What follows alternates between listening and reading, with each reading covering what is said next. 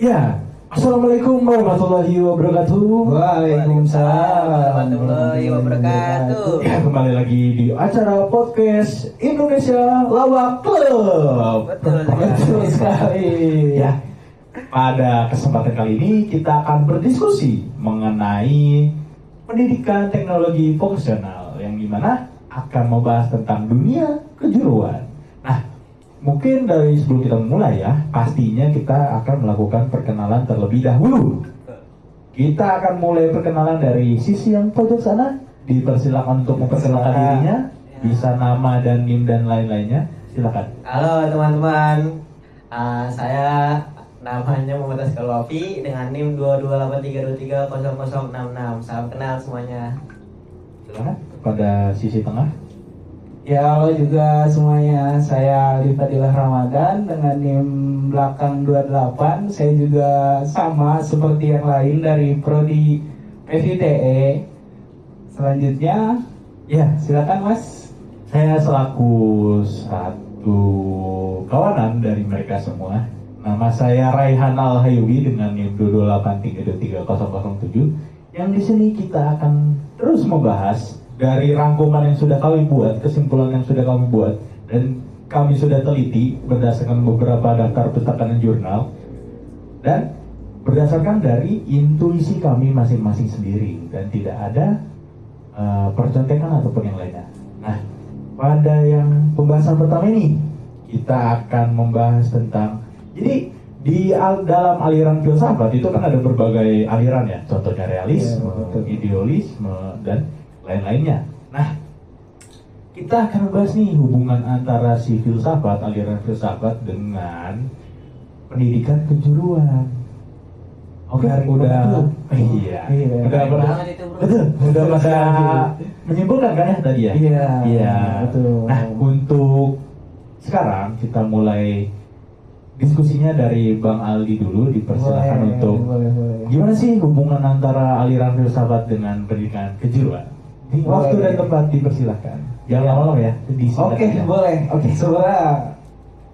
sebelumnya terima kasih moderator ya.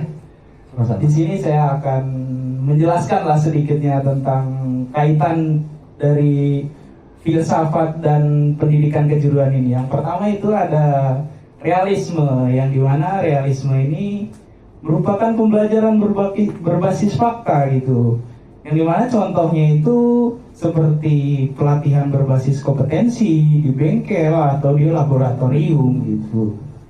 Selanjutnya ada idealisme.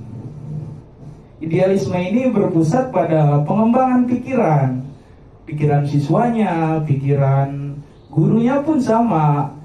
Karena yang mendidik siswa pun harus lebih matang lagi gitu kan. Contohnya itu seperti pembelajaran soft skill, kepemimpinan, tanggung jawab di sekolah kejuruan gitu. Selanjutnya ada esensialisme, yang dimana esensialisme ini menekankan penguasaan pengetahuan inti dan disiplin. Contohnya seperti siswa nih dapat disiplin dalam masuk pagi dan disiplin dalam pekerjaannya gitu.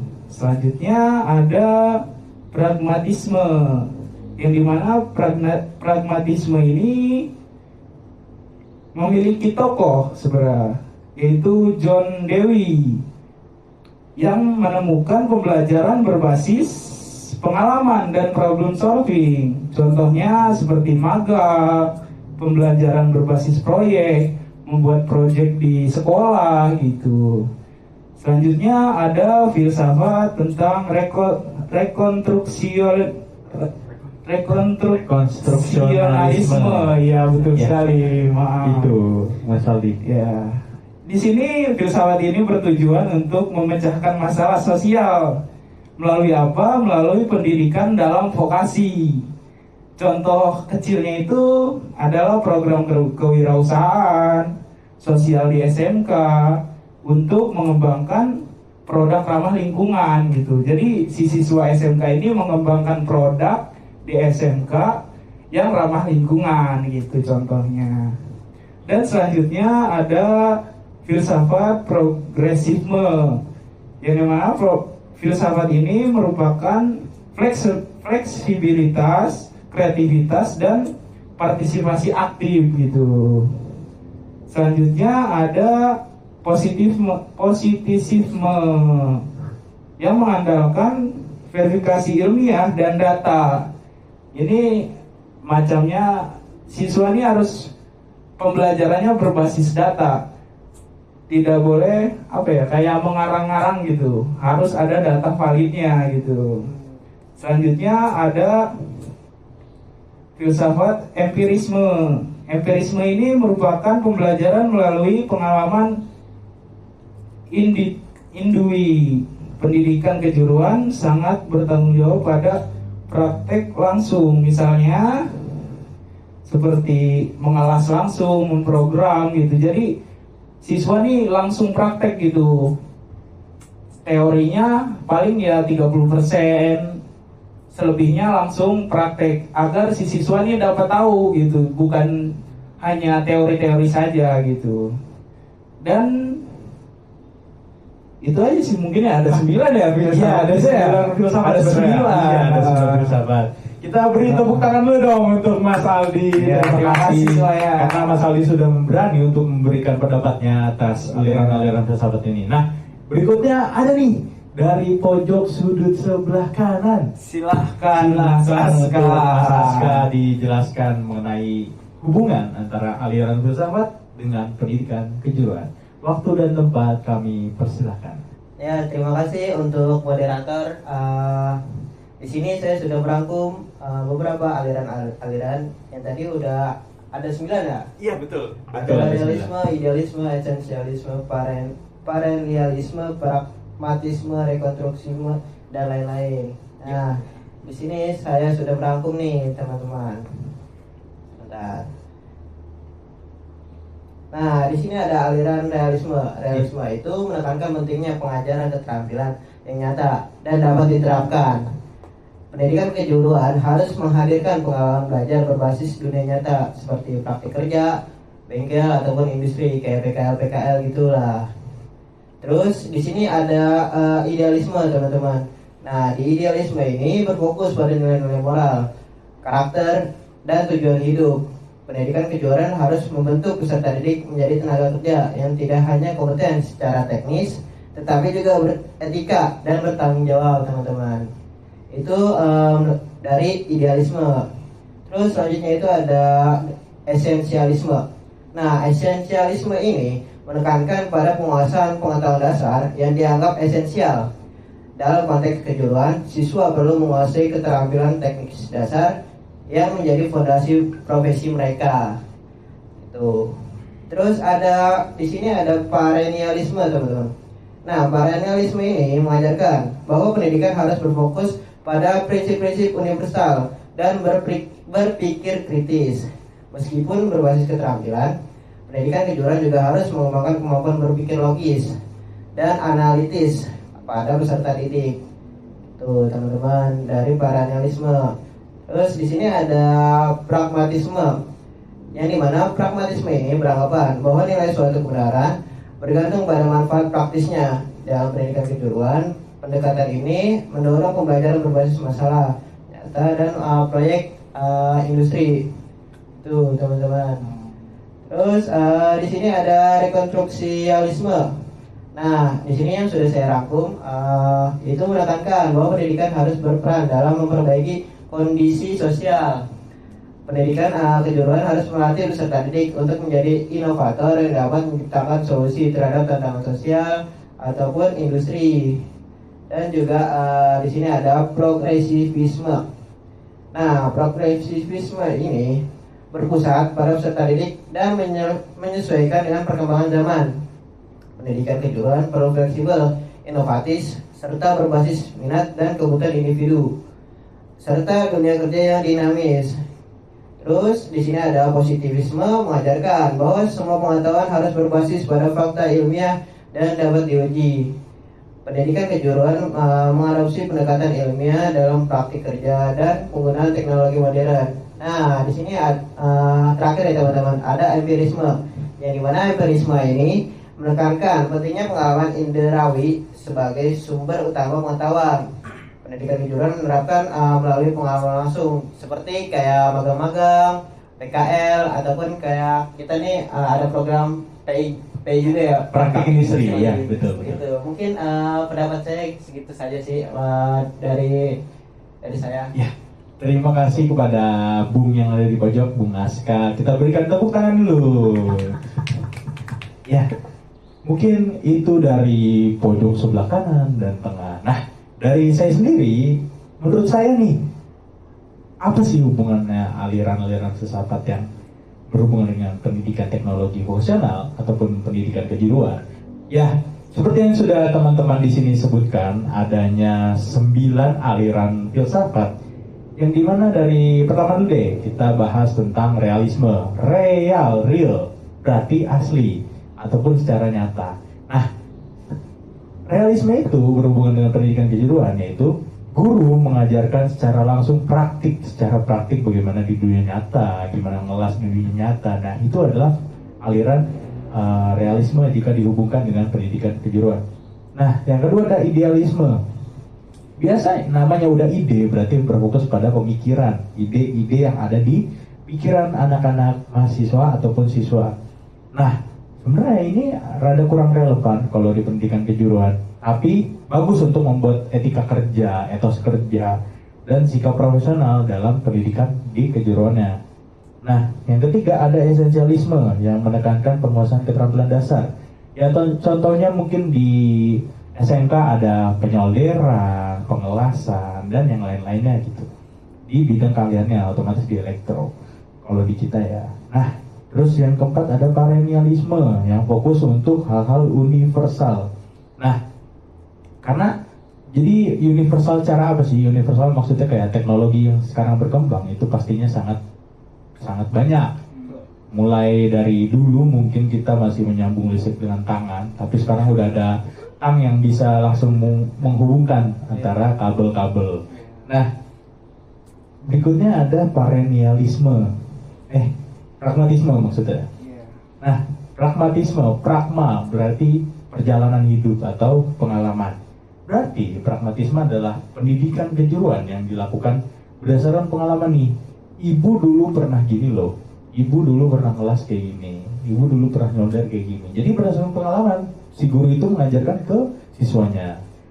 Nah, terus berikutnya ada rekonstruksionalisme, menekankan pendidikan sebagai alat perubahan sosial. Ya, kalau kita lihat di Tridharma Perguruan Tinggi, adanya pengabdian. Jadi ada penelitian, pengembangan, pendidikan, dan penelitian.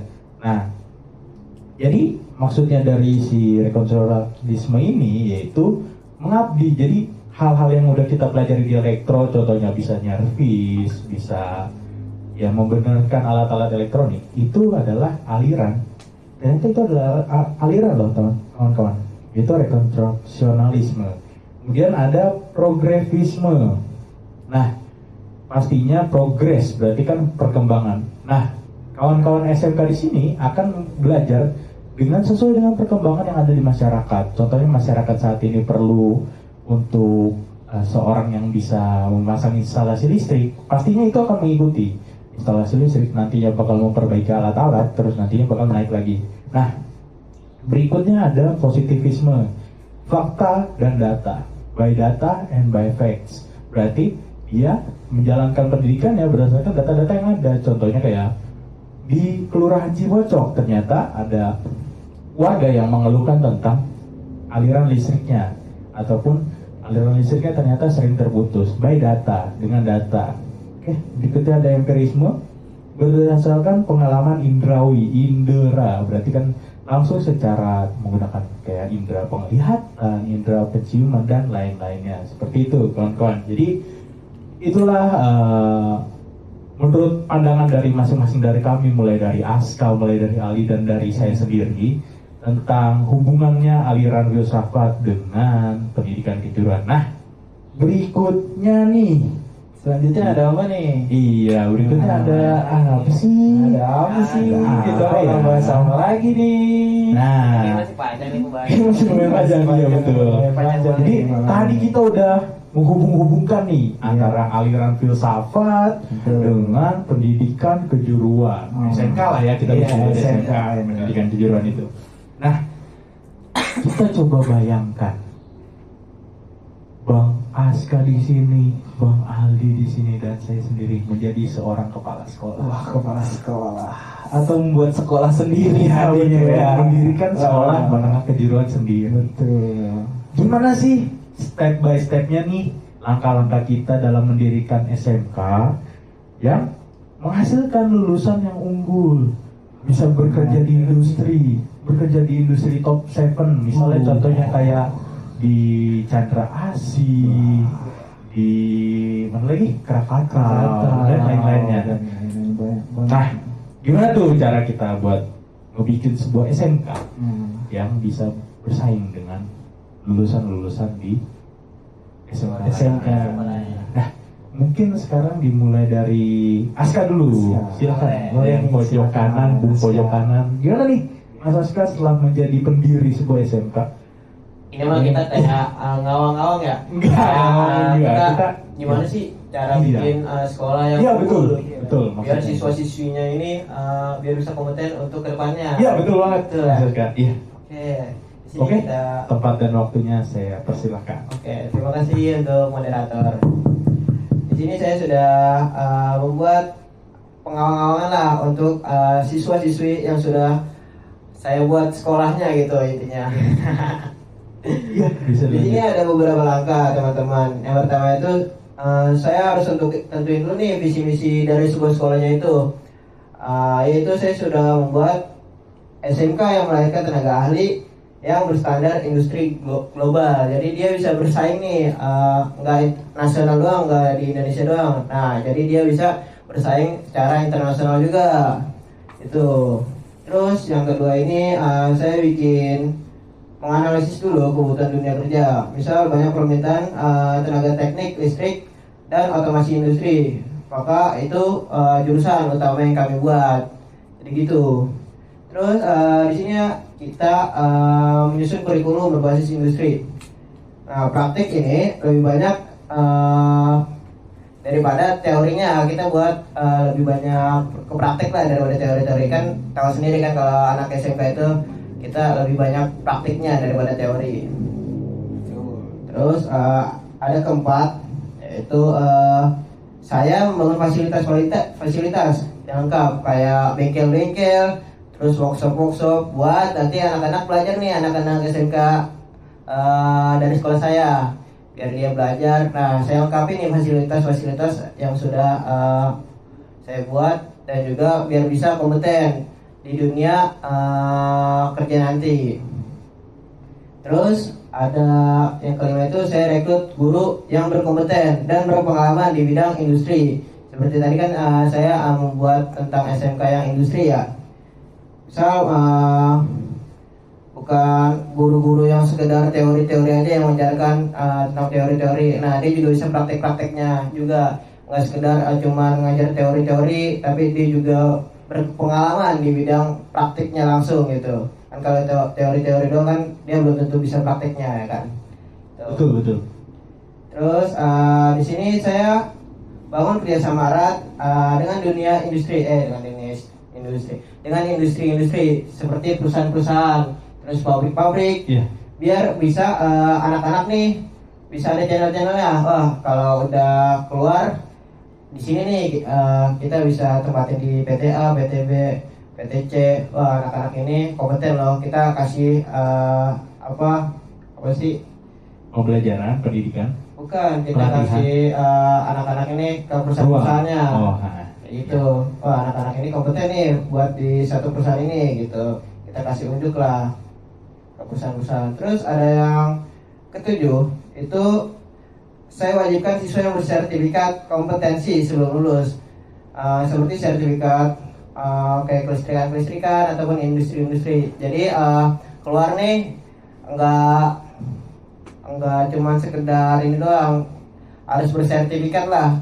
dari anak-anaknya, kayak udah belajar teori-teori dan juga praktik-praktik dari SMK kelas 1 sampai pun SMK kelas 3. Nah, dia harus dites lagi nih buat nanti ke dunia industri itu.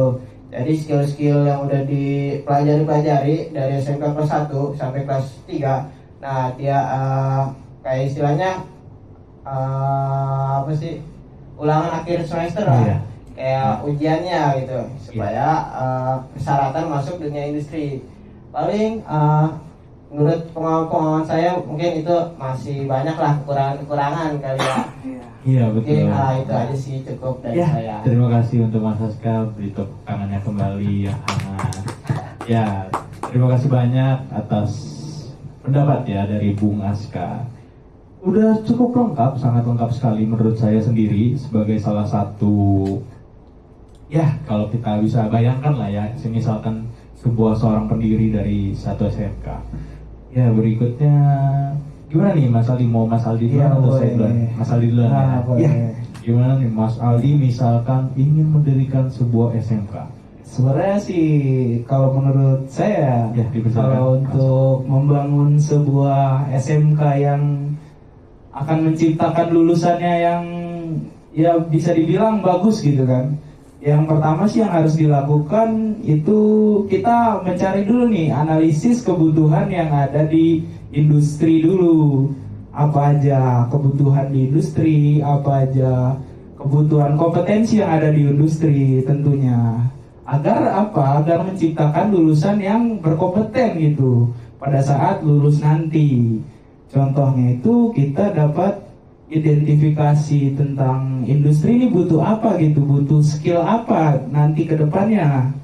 Dan selanjutnya itu bakal menyiapkan visi misi yang sesuai dengan industri tersebut. Begitu kalau menurut saya. Sebelum membuat visi misi itu, saya akan melakukan analisis pasar dulu gitu. Dan selanjutnya itu saya akan mempersiapkan administrasi dan hukum legalitas untuk sekolah gitu kan. Nggak mungkin cuk-cuk berdiri gitu kan sekolah, harus ada sertifikasi sekolahnya gitu kan. Dan selanjutnya tentunya saya akan melakukan kerjasama di pihak industrinya. Agar apa? Agar nanti si lulusan nih setidaknya dapat jembatan lah, agar dia setelah lulus dapat pekerjaan yang emang kompeten di bidangnya gitu, yang dia tekuni pada saat kelas 10, 11, dan 12 gitu. Karena itu kita butuh kerjasama dengan pihak industri. Dan yang ketiga itu saya akan melakukan tentunya desain kurikulumnya, kurikulum berbasis apa? Berbasis kompetensi tentunya kan, karena di sekolah kejuruan ini ya yang dikembangkan yaitu kompetensi untuk prospek kerja nanti ke depannya gitu. Struktur kurikulum tentunya ya untuk, kalau menurut saya kalau pendidikan kejuruan tuh teorinya hanya sekedar ya 40%, 30%-an saja, dan selebihnya ya harusnya praktek gitu, karena yang disiapkan itu kompetensi untuk siswanya gitu, untuk kerja nanti. Dan selanjutnya tentunya setelah melakukan perancangan kurikulum dan sebagainya, saya akan melakukan tes kompetensi pada siswanya agar apa? Agar nantinya dapat sertifikasi yang emang bisa menunjang dia pada saat bekerja melamar pekerjaan gitu. Sertifikasi yang emang ada ada pengaruh Ya. maupun di nasional dan internasional gitu. Dan selanjutnya saya akan menyiapkan tentunya sarana dan prasarana yang layak gitu, tentunya dengan yang terbaru. Gak mungkin kan kita mau mengajarkan siswa tentang kompetensi di industri, sedangkan sarana dan prasarananya masih zaman baheula gitu ya kan ya. Sekali benar. Mungkin yang kita rasakan saat ini yang kita rasakan saat ini lab kita ya. Betul sekali. Tentunya labnya pun akan standar industri gitu. komponen-komponen dan alat-alat di dalamnya pun standar industri gitu. Agar si siswa ini dapat beradaptasi nantinya dalam dunia industri gitu. Dan selanjutnya itu tentunya saya akan merekrut sumber daya guru yang sangat berkompeten di bidang industri yang dituju nanti di sekolah kejuruan ini. Tentunya ya minimal si guru ini harus punya pengalaman lah, minimal 2 tahun gitu di industri. Agar apa? Agar si siswa ini dapat pengalaman dari guru tersebut pada saat mau nanti gini loh di industri itu gitu. Selanjutnya sih tentunya akan ada pelatihan untuk sumber daya gurunya, karena kan di saat ini ya industri-industri itu terus berkembang secepat itu gitu. Tidak cuma ada hal-hal yang itu aja gitu, ada hal-hal baru yang dikembangkan di bidang industri gitu. Selanjutnya itu ada yang saya akan siapkan adalah tentunya itu evaluasi setelah melakukan banyak persiapan dan kesiapan dari visi misi sampai dengan sertifikasi guru dan segala macamnya.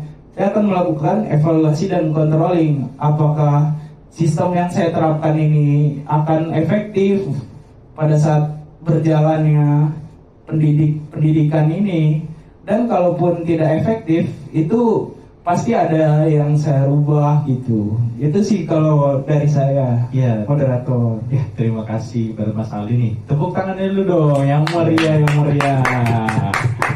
Ya, tadi penjabaran yang sudah cukup panjang dari Mas Aldi ya. Tadi sampai Mas Askar nih kelihatannya mengantuk gini. Saya jadi sangat senang banget nih. Iya. Banyak bertukar pikiran di sini. Iya, apa emang yang dapat tadi?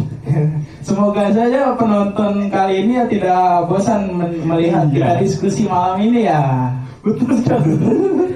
Emang di sini namanya aja kita Indonesia Lawak Club. Iya. Emang ada beberapa lawakan, tapi kita tetap serius dalam membahas pendidikan di Indonesia.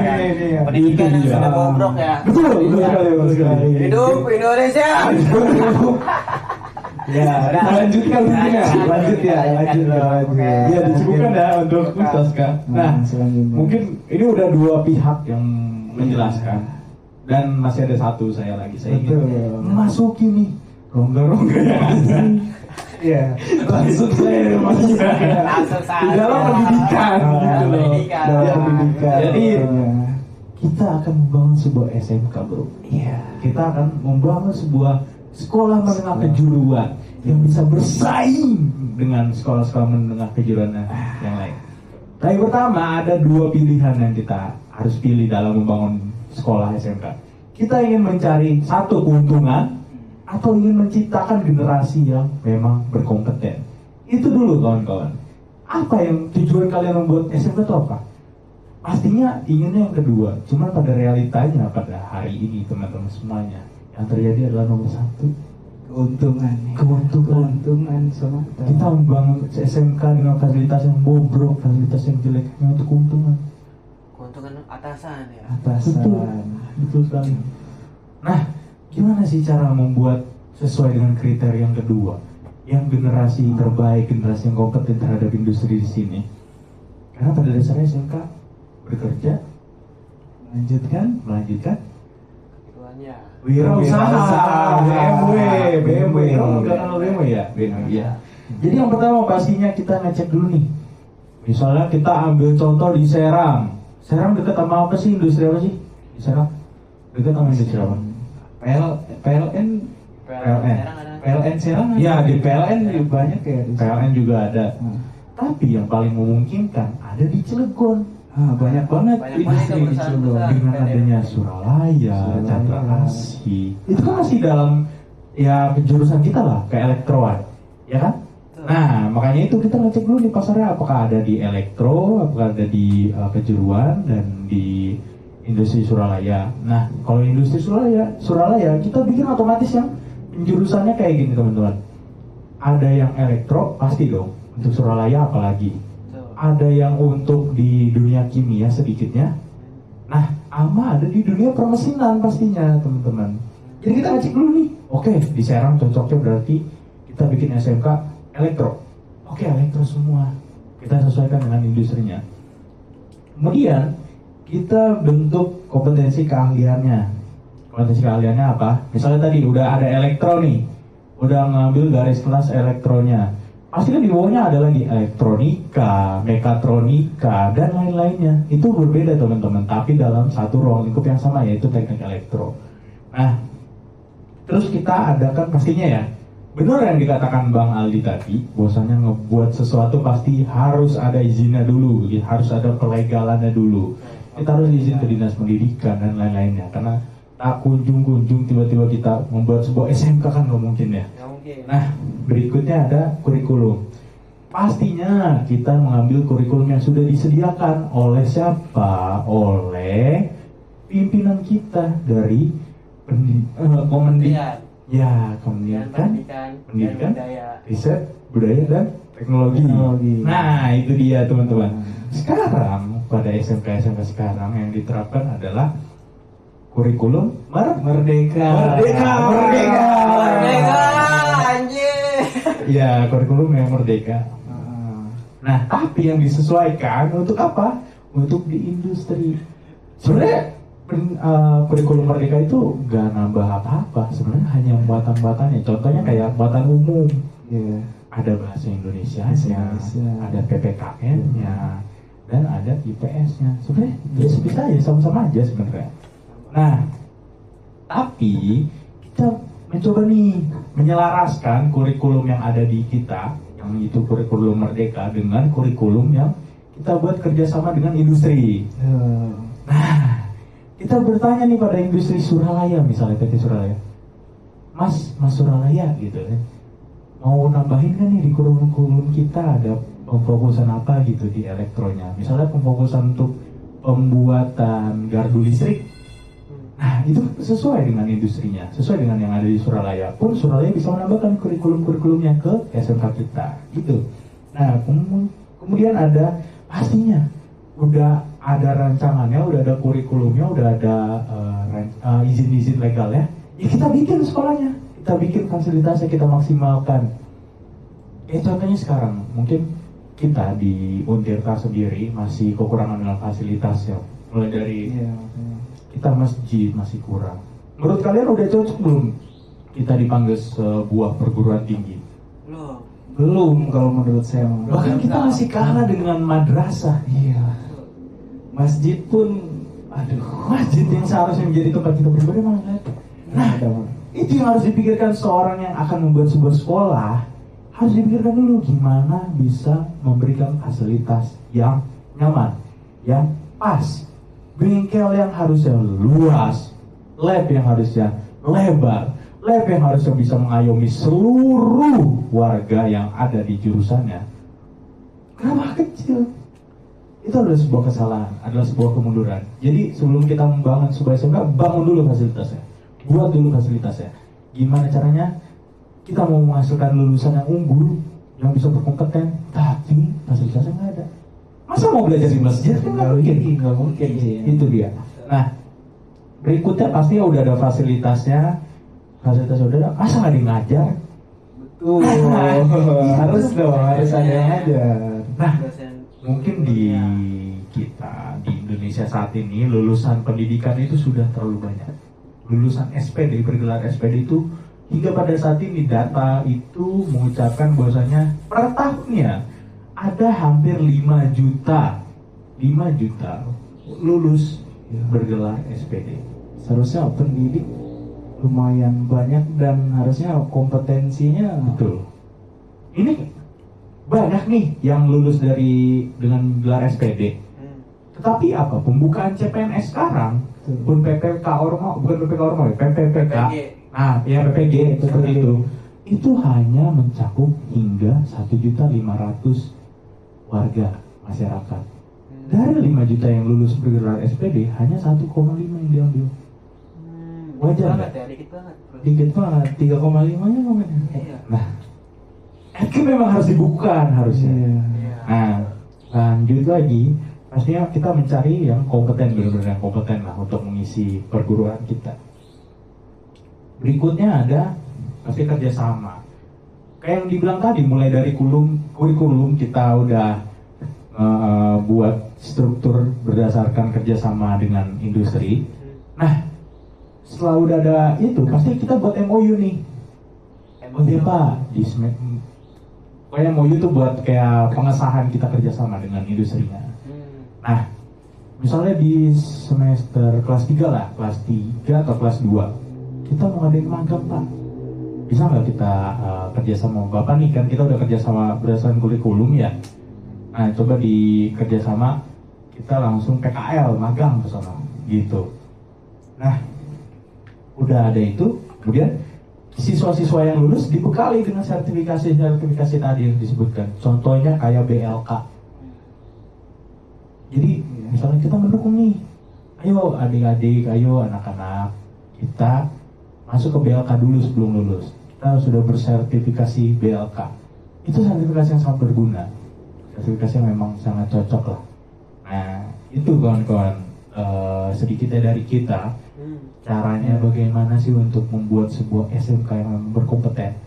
Ya, semoga aja kedepannya kita semua nih bisa membuat SMK kita sendiri. Betul, amin ya rabbal alamin. Memang tidak ada yang tahu jalan hidup bagaimana, dan ya harus kita manfaatkan semaksimal mungkin. Dan juga semoga pendidikan di Indonesia juga makin maju, nggak makin bobrok. Amin.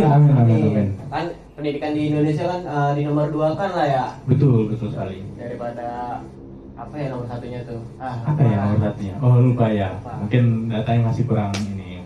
Kurang riset ya. Berikutnya mungkin kita istirahat dulu. Istirahat dulu ya. Kita ada break dulu ya. Iya, kita ada break dulu. Kawan-kawan penonton, jangan berpindah tempat. Nah, ada iklan sebentar. 5 menit lagi kita akan kembali ke sini lagi. Ya, Terima kasih. ini buat tetap.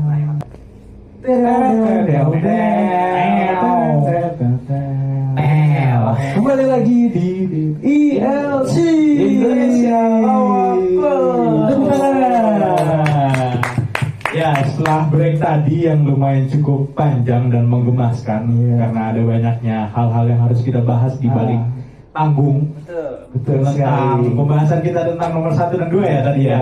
Iya, betul sekali. Nah, berikutnya nih kita ada pembahasan yang ketiga, yang pembahasan terakhir pada saat hari ini. Akhirnya kita ada di penghujung acara. Kita sudah di penghujung acara. Kami merasa sedih, kami merasa sangat prihatin sudah dengan negara ini pun kami merasa sedih. Nah, kita coba langsung aja pembahasan terakhir tentang, jadi sebenarnya ini kita kan tadi membahas tentang pendidikan kejuruan, sudah panjang lebar kali tingginya sampai bikin SMK, sampai kita mensimulasikan di otak kita untuk membangun sebuah SMK yang unggul. Nah, kita ingin mencoba membandingkan antara negara Indonesia dengan negara lainnya. Wah, apa sih yang dibandingkan? Bukan orangnya ya, pendidikannya, betul sekali. Pendidikannya. Betul sekali, Bang Aska. Nah, kita bikin nih dari beberapa negara kayak program unggulannya, terus nama programnya, dan pengertian programnya yang dimana membahas tentang pendidikan kejuruan. Nah, mungkin yang pertama langsung dari saya sendiri ya, karena tadi kita udah mulai dari Bang Aldi, dari Mas dan balik lagi ke saya. Ya, kita jangan jauh-jauh dulu, kita jangan main jauh-jauh dulu untuk membahas perbandingan nih antara pendidikan kejuruan yang ada di masing-masing negara. Nah, kita ambil contoh di negara kecil, negara tetangga kita, yaitu negara Singapura. Nah, di Singapura pendidikan kejuruan itu namanya ITE atau Institute of Technical Education. Apa itu, Bang? Nah, institusi ataupun ya kayak ini mah sekolah gitulah kalau di kita mah. Programnya ya teknikal masa nggak tahu sih anak teknik atau teknikal. Itu bahasa Inggrisnya teknik. Ya. Nah, kemudian education, siapa yang kata education? Education kan di bagian pendidikan. Iya banget yang betul sekali. Nah, Jadi program ini itu berfokus pada pelatihan secara langsung.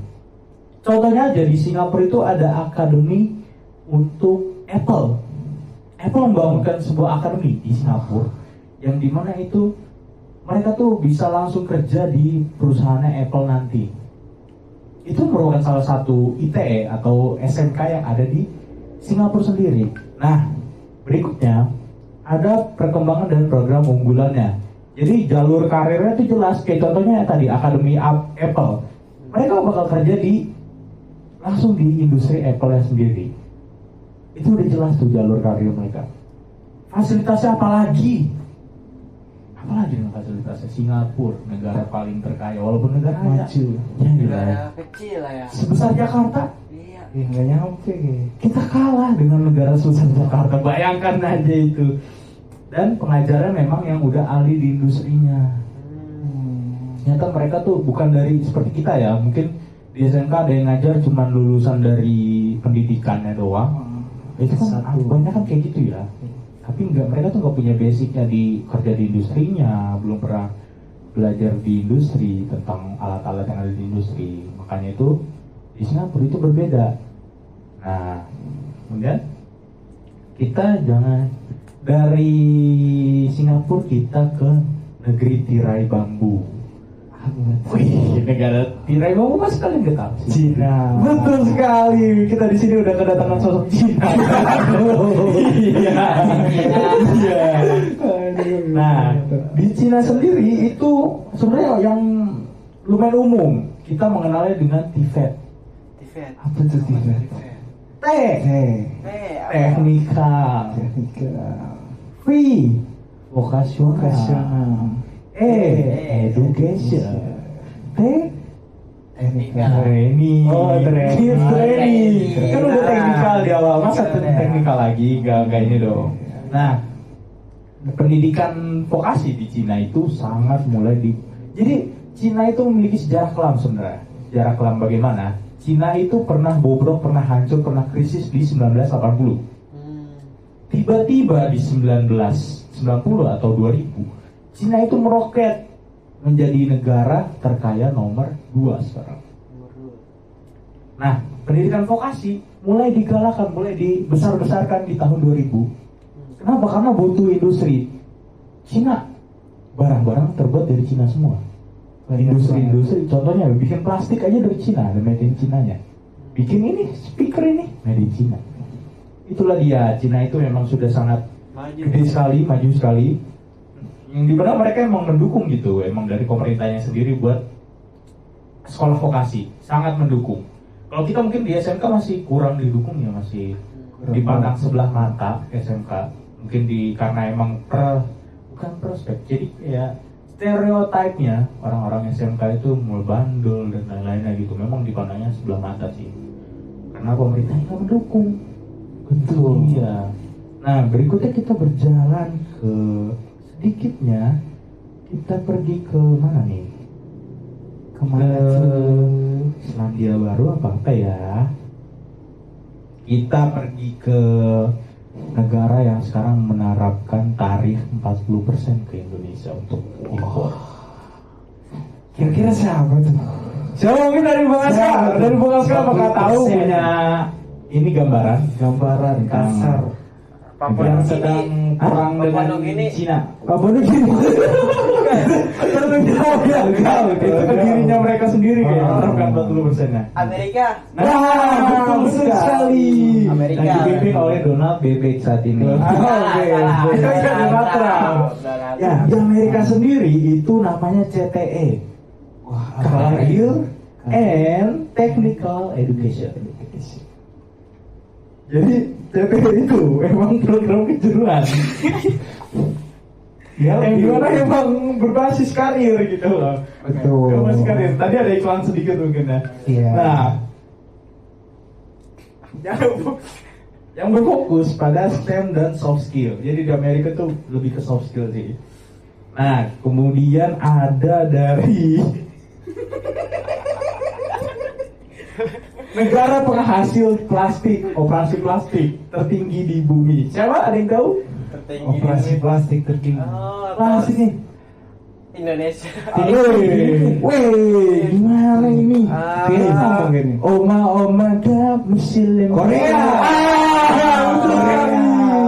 Korea Utara apa Korea Selatan? Korea Selatan. Korea Utara bukan penghasil plastik sih, tapi penghasil makiat.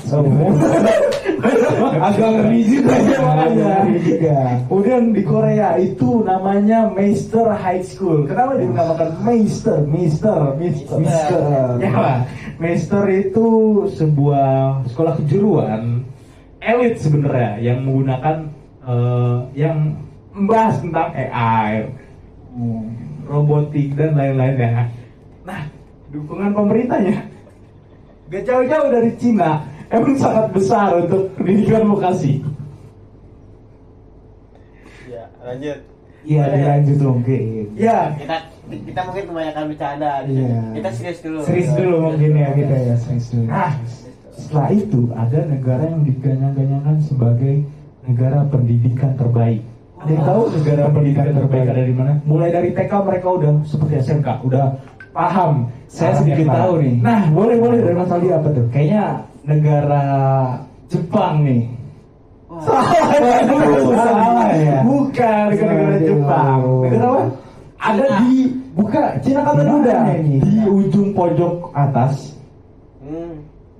Yang benderanya itu ada seperti salibnya gitu. Denmark. Temannya Kanada. Temannya lagi. Apa ya? Belum kenalan. Negara pendidikan terbaik loh. Dari TK-nya udah diajarkan tentang Jepang. kejuruannya. Jepang Dari Jepang tadi. Jepang. Finlandia. Betul sekali.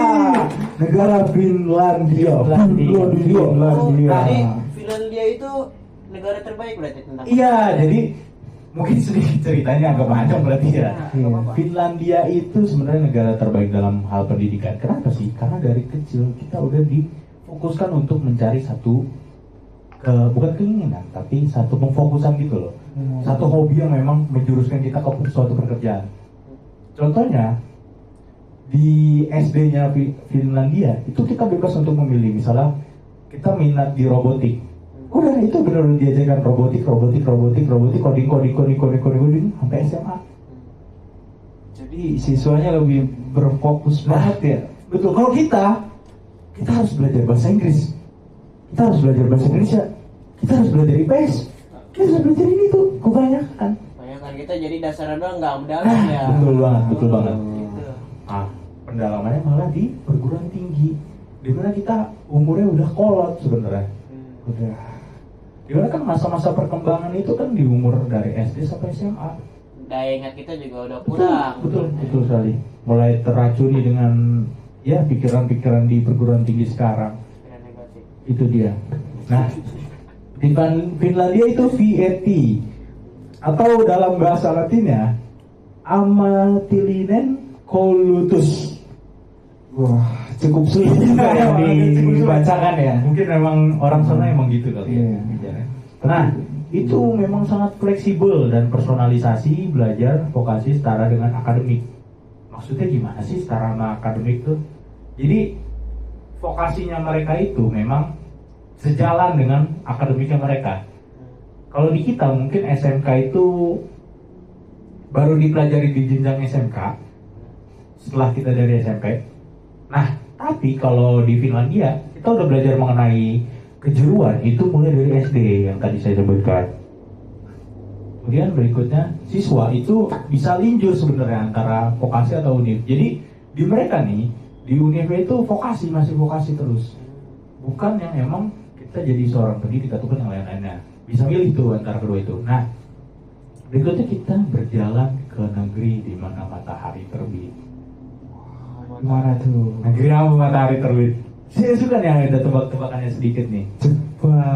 Betul sekali, negeri matahari terbit. Negeri matahari terbit di barat itu kiamat. Waduh. Iya. Sampai. Jadi kalau di Jepang itu memang mereka masih mirip-mirip sebenarnya sama kita. Adanya universitas, banyak universitas. Tapi pendidikan bertekniknya atau pendidikan vokasinya itu dimulai dari kita umur 15 tahun. 15 tahun Anda lagi sekolah SMP.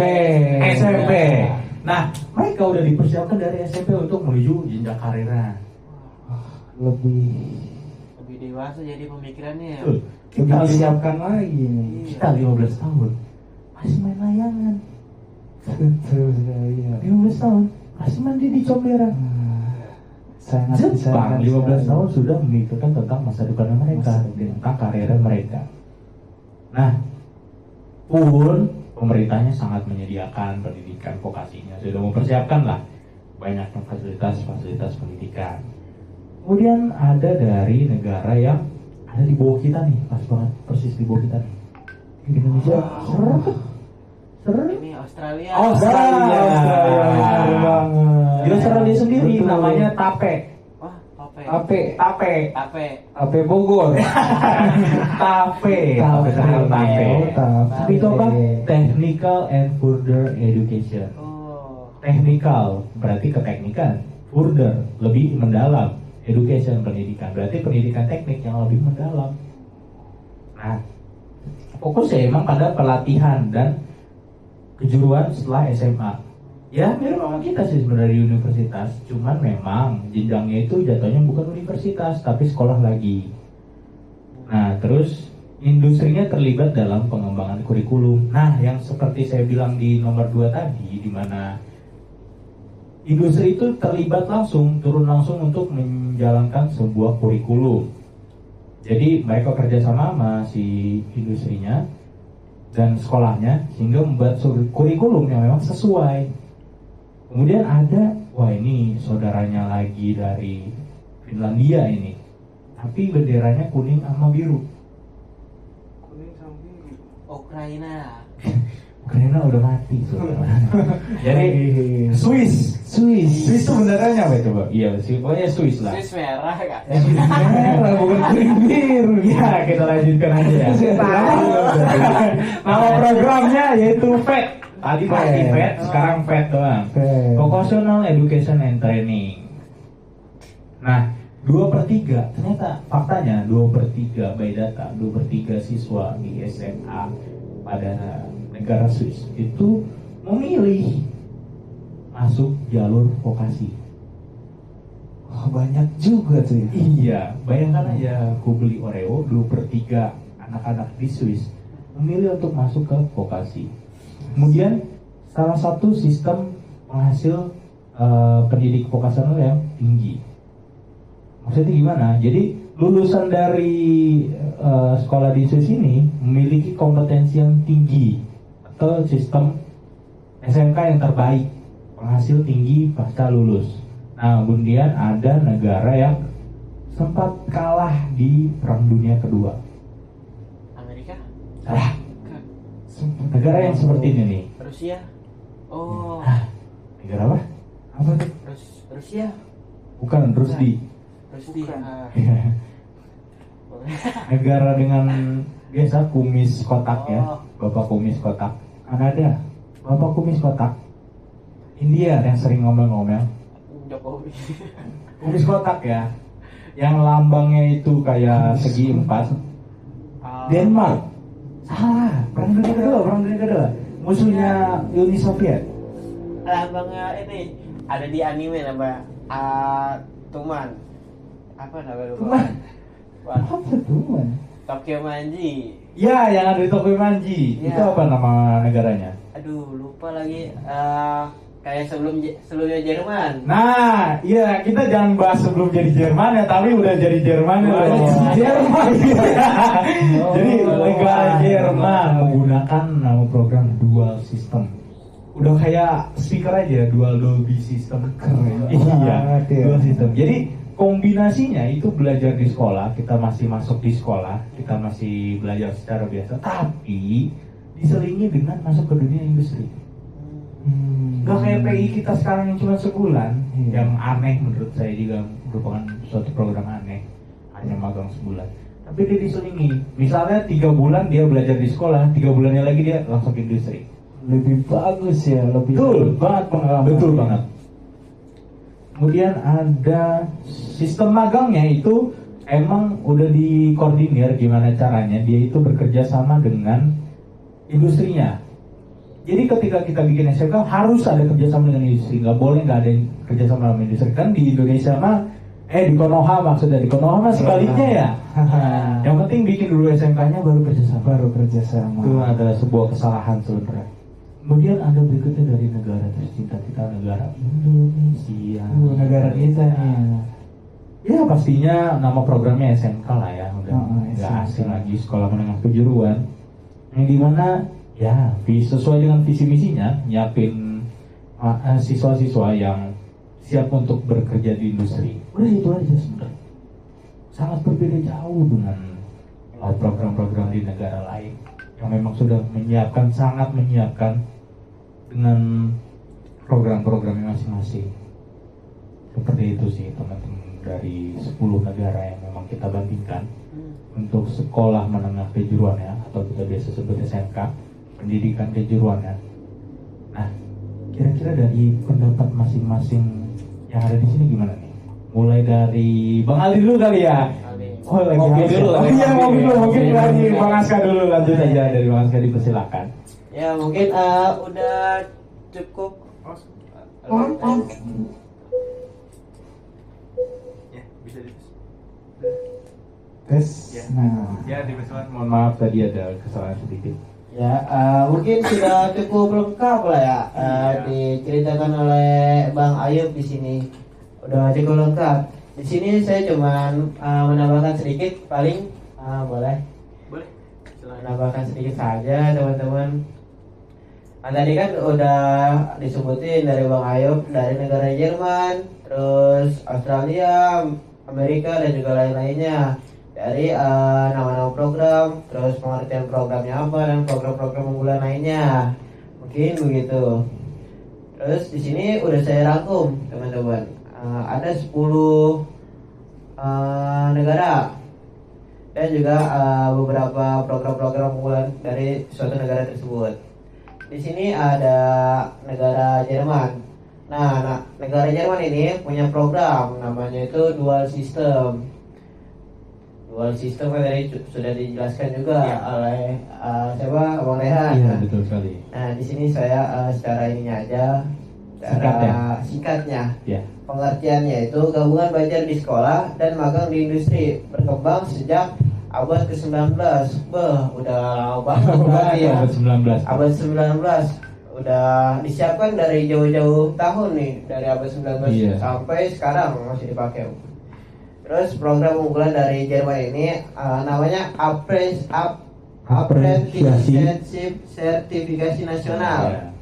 Nah, ciri khasnya itu keseimbangan teori dan juga praktek. Jadi 50-50 lah antara 50-50. praktek dan juga teori. Betul. Bukan kayak di negara Konoha. Oh iya. Nah, negara Konoha ya. Iya, betul sekali. Kayak lebih banyak teori dibandingkan dengan praktek. Nah, Iya. kalau di SMK lebih banyak praktek dan juga lebih dikit teorinya gitu. Oke. Gak seimbang lah. Iya, iya. Terus di sini ada Swiss yang dimana nama programnya itu fokusnya education and training. Nah, disebutnya itu FET, FET.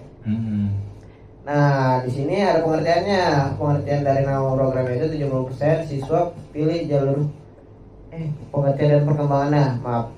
70% siswa pilih jalur FET setelah SMP, standar internasional. Nah, program unggulannya itu namanya Apprenticeship FET Diploma.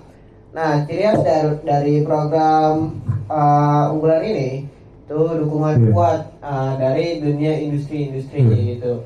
Jadi dia didukung penuh nih dari dunia industri, kayak perusahaan-perusahaannya. Oke.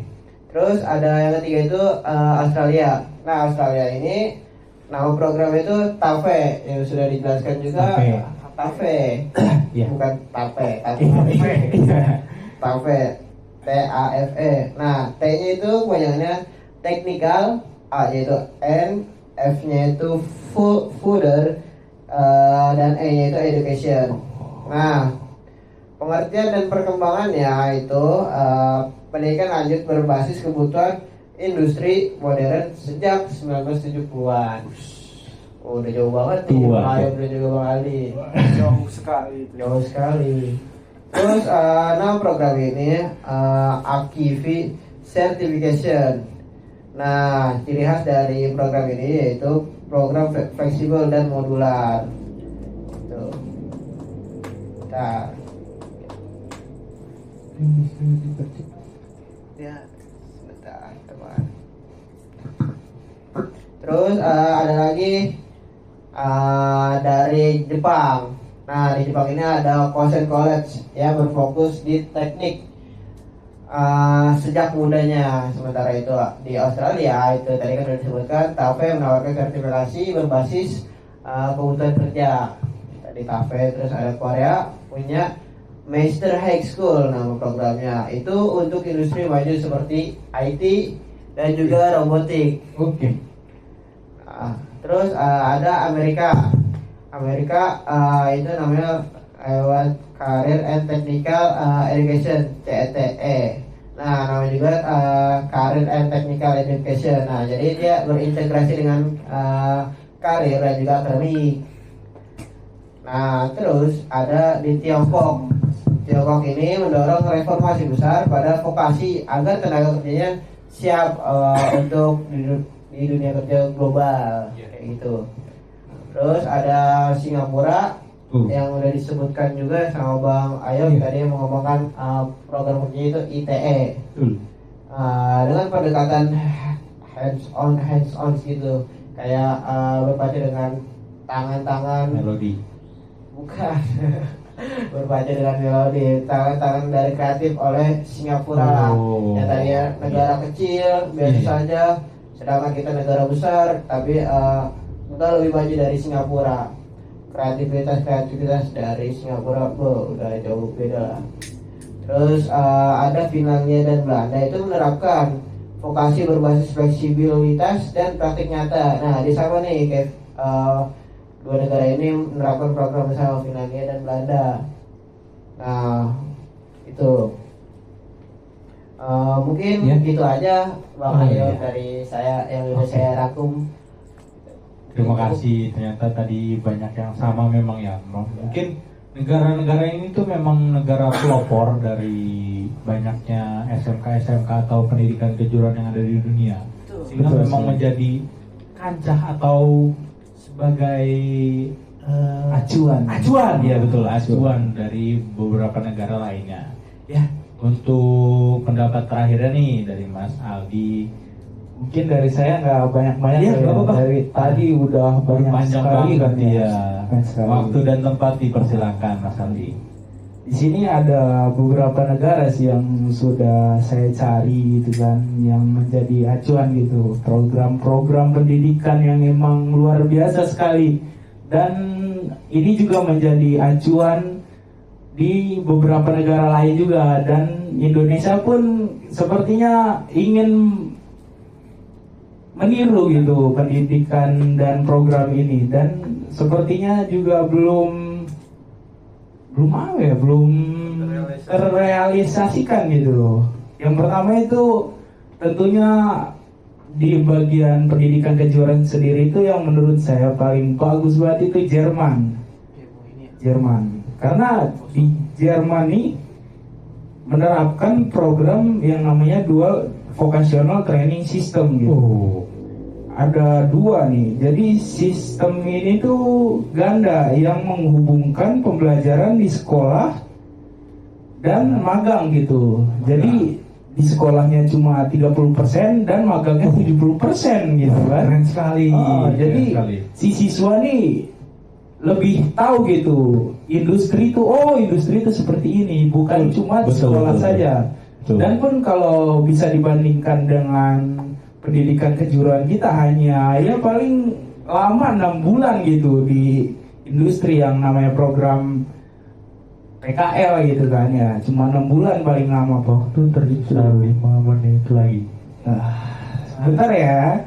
Dan selanjutnya ada negara Denmark yang belum disebutkan dari tadi ya. Denmark, ya, betul, Denmark nih belum ada nih dari tadi nih. Denmark nih memiliki sebenarnya rada agak-agak mirip dengan yang tadi disebutkan ya. Jerman ya? Denmark. Iya, dengan Jerman maksudnya. Dengan Jerman, dengan yang lain juga. Ya. Yang dimana programnya tuh ada namanya technical dan Vocational Education, IVET. TEF, TVED, ya. Oh, TEF doang. TVE. Jadi sistem ini nih lebih fleksibel. Si siswa nih dapat memilih program magang dan pemfokusan lainnya gitu di program ini. Selanjutnya ada di daerah Kanada, bukan daerah ya, negara ya. Negara sih maksudnya. Negara. Di Kanada sendiri pun ada program yang namanya Red Seal Program. Red Seal, red Program. merah. Udah kayak ini ya, gila. Ya lanjut. Di sini Kanada sendiri memiliki sertifikasi nasional untuk tenaga terampil. Contohnya itu tukang listrik, tukang pipa gitu. Jadi perkembangan zaman diikuti oleh dia. Diikuti oleh 10 provinsi di Kanada program ini. Wow. Banyak sekali diterapkan di Kanada program Banyak ini. sekali. Dan selanjutnya ada negara Waktu tersisa 3 Finlandia selanjutnya. Finlandia tuh sebenarnya sudah disebutkan ya oleh Aska, oleh Raihan tadi. Negara ini memiliki program yaitu vocational upper secondary education, di mana pendidikan vokasi berbasis kompetensi dan proyek. Itu mungkin segitu saja yang saya sampaikan ya, karena udah banyak sekali pembahasan kita malam ini ya. Iya, pembahasannya sudah sangat panjang untuk orang panjang. Udah sangat Mungkin terlalu kalau jauh juga- pembahasannya juga. Betul. Jadi mungkin pembahasan kita dicukupkan untuk saat ini. Ya. Kita rehat sejenak. Kita rehat Kita sejenak. rehat sejenak. Semoga kawan-kawan Semoga kawan-kawan menerima dan menikmati ilmu yang ada di sini. Kami pun di sini masih belajar, kami pun di sini masih harus mempelajari dan memahami lagi tentang materi-materi yang ada. Pun manusia tempatnya salah dan lupa, sehingga kami mohon maaf jika ada kesalahan, kami mohon maaf jika ada kelupaan. Tapi yang diambil semoga adalah ilmunya, dan jika ada salah itu berasal dari kami dan Aska. Dan kita tutup acara ILC pada malam ini.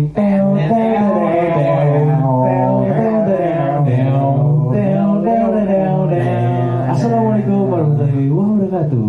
Selamat malam.